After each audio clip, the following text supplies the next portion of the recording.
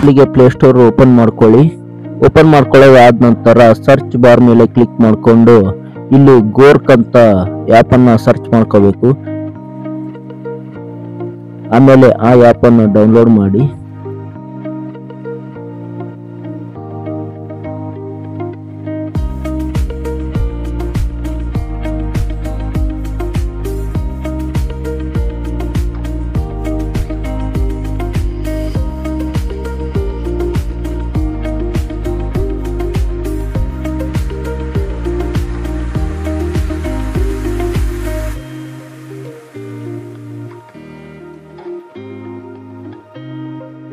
Download ಮಾಡೋದಾದ ನಂತರ ಅದನ್ನು open ಮಾಡ್ಕೊಳ್ಳಿ.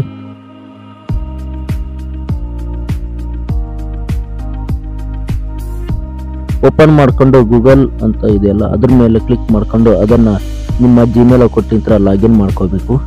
ಲಾಗಿನ್ ಮಾಡ್ಕೊಳ್ಳೋದಾದ ನಂತರ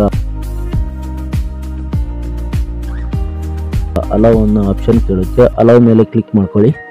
ಕ್ಲಿಕ್ ಮಾಡಿದಾದ ನಂತರ ಪ್ಲಸ್ ಮೇಲೆ ಕ್ಲಿಕ್ ಮಾಡ್ಕೊಂಡು ಇಲ್ಲಿ ನಿಮ್ಮ ಇಮೇಜ್ ಅನ್ನ ಸೆಲೆಕ್ಟ್ ಮಾಡ್ಕೋಬೇಕಾಗುತ್ತೆ.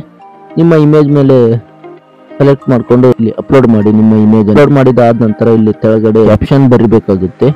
ಕ್ರಿಯೇಟ್ ಗಿಬ್ಲಿ ಆರ್ಟ್ ಅಂತ ಈ ತರ ಬರಿಬೇಕು.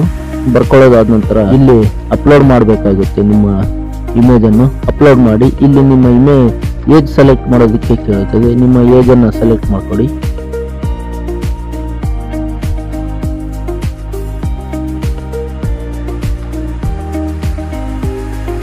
ಈ ತರ ಅಪ್ಲೋಡ್ ಆಗುತ್ತದೆ.